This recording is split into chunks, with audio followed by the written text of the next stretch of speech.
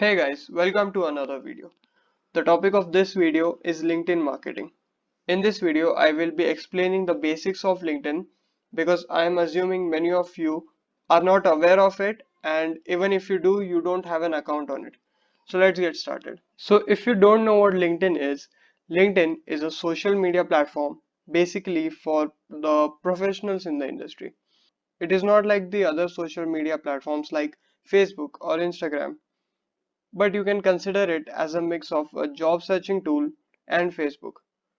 So we have professionals who are there, we have people who are looking for jobs, we have recruiters who are hiring for jobs, we have students who are looking for opportunities like internships or part-time jobs, or just building up their network through LinkedIn.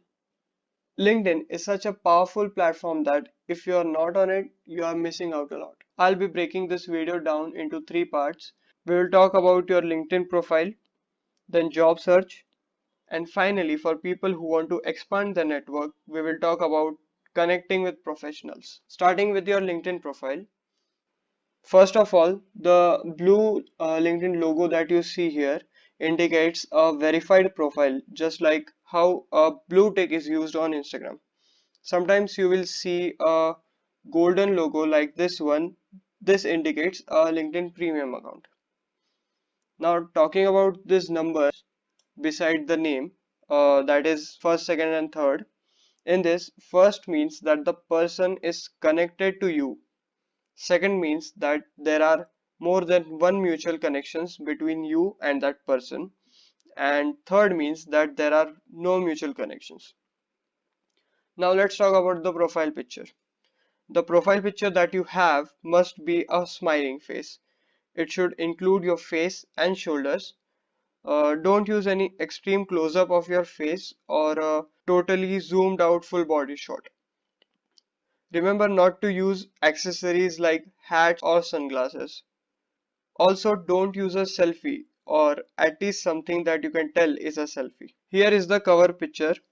Try not to use the ugly default picture in the background. Instead, try to be creative. Moving on, this here is the headline.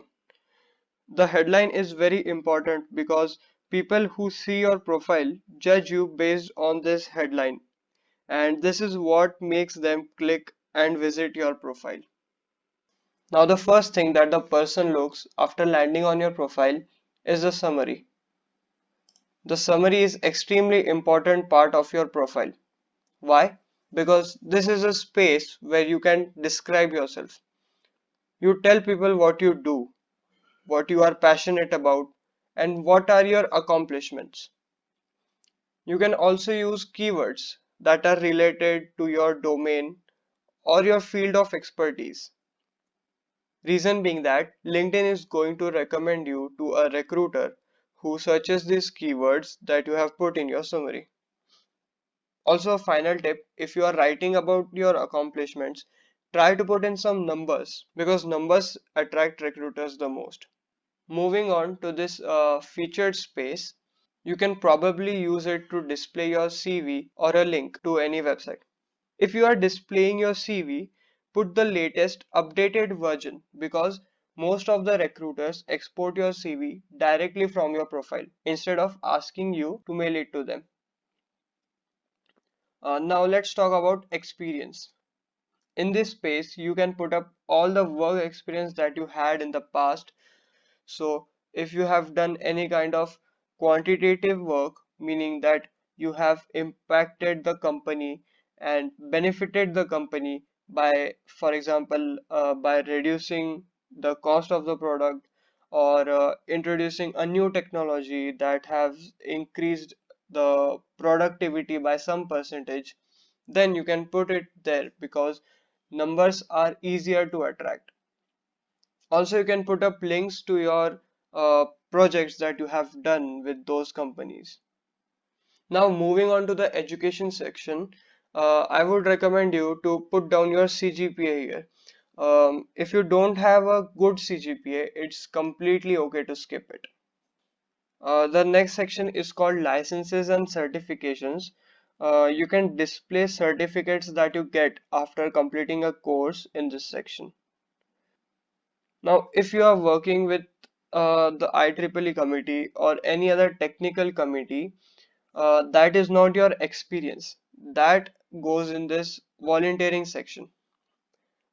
Then we have skills and endorsements. You can have maximum 50 skills, of which the top three are displayed here on the main profile page. And finally, you can display your publications, patents, projects, honors and awards, etc. in this accomplishment section. Moving on to the second part of the video, the central purpose why we all are on LinkedIn at the first place, that is the job search. So for example, if you are a freshly graduated engineer and you are looking for jobs as a software developer, so you can search for software developer jobs in the search bar. Also, you can put the location where you want to search the jobs in. You can also use other filtering criterias. So for example, if you want to do an internship or an entry-level job, you can check that. The job type you are looking for, or if you want to go into a particular industry, you can check that. So this gives you a very filtered results and help you to apply to those particular jobs which you like or which you are capable for. Also about these three LinkedIn features, the first one is the easy apply. When a recruiter receives an easy apply application, all they see is a snapshot of your LinkedIn profile. That is your photo, headline, past and present job titles, education, and the skills that you have listed. So if your LinkedIn profile isn't up to date or it doesn't tell about your complete career journey, then Easy Apply is not for you. The second one is under 10 applicants. As the name suggests, the job profile does not have more than 10 applicants. And the last one is in your network. So this feature filters out the job profiles where any of your connections is currently working. Now, one last point in job search you should also follow is look for keywords.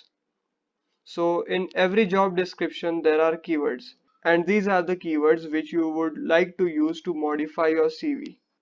So, for example, if I'm looking at this job description, the keywords that I see are Java, Python, C++, algorithms, and high frequency trading. So what I will do is I will copy those keywords and put it in my experience or summary. The reason being that the recruiters are not actually looking at all CVs.